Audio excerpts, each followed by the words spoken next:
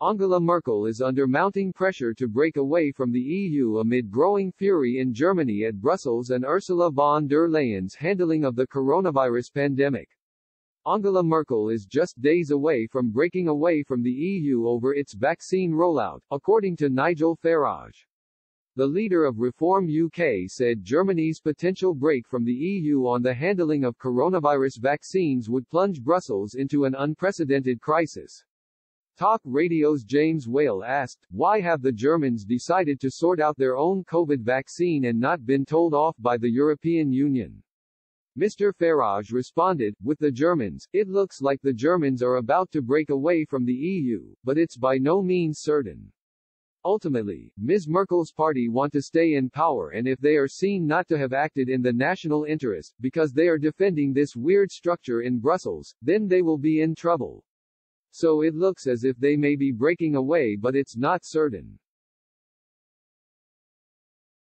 That would more or less be it for the EU because the Germany have been at the heart of this bloc since the 1950s.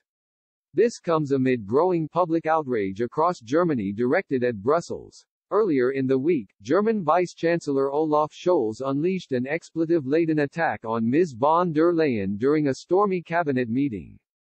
Mr. Scholz, who singled out the European Commission president by name in the meeting, described the vaccine rollout as a disgrace.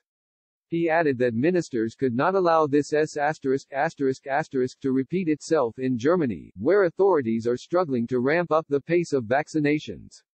Ms. Merkel herself is facing criticism for allowing Brussels to take control over the vaccine rollout. The bloc has struggled to secure enough doses of the vaccines and is lagging behind Britain.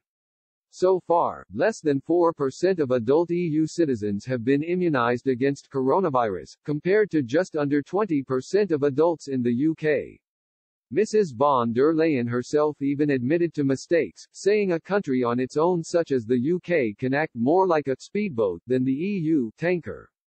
Mr. Farage went on to add in his interview, it's difficult to predict, but I think the country we should be looking at is not France, not Germany, but Italy. There has been zero growth in Italy for 20 years, and that was before the pandemic came along. Because they are stuck in a German-dominated currency that does not suit their economy.